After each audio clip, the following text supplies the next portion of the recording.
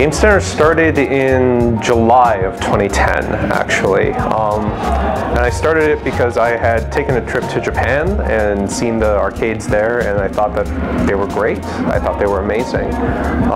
The people who came to play there didn't seem too different from the people I knew who play games.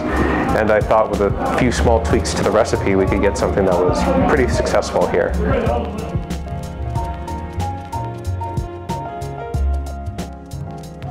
We break about even here. It's not that bad. The problem is it requires a gigantic input of my time. This is not actually my day job. This is actually, one of two jobs that I have.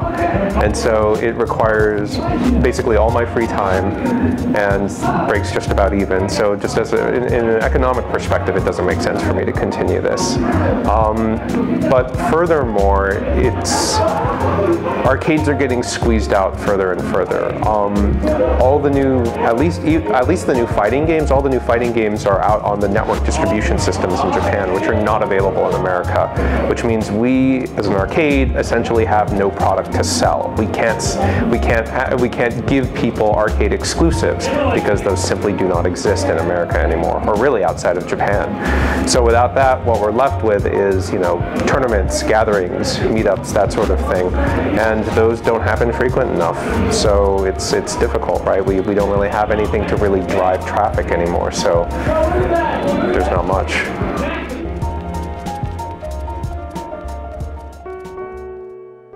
Well, there are plenty of other communities, FPS communities, RTS, Dota, the MOBA scenes, sure.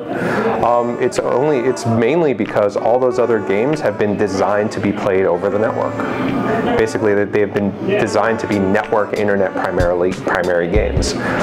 Fighting games are still one of the few games that require, frame perfect, really split-second accuracy.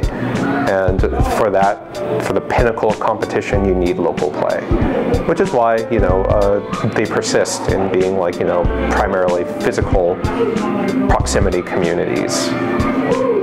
That's the main reason.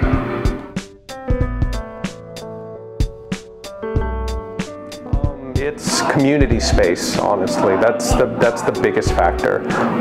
It is a place where you can play with 20, 25 of your other friends till 1 or 2 in the morning yelling at the top of your lungs, right?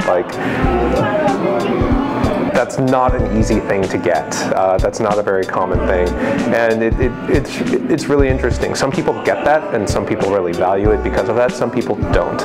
Some people come here, it's like, wait, all you have is console games? That's all you offer? Why would anybody pay money to play console games in just a different place? Why can't you just do that at home? And what they don't see and what they don't understand is everything else that goes around it. So yeah, it's a difficult fight to change people's perceptions. A lot of times.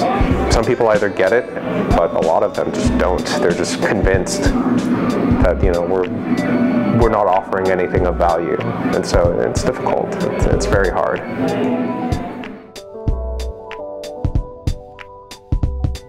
I would have to say I met just a lot of amazing people. I met a lot of really, really good, solid stand-up people that I probably wouldn't have otherwise. And I've seen a lot of people who really grew up here.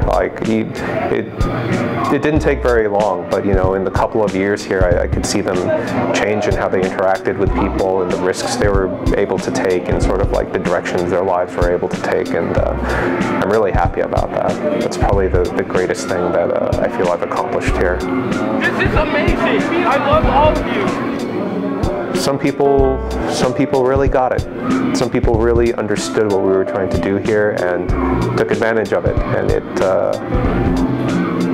made a great difference for them. And I'm really happy about that.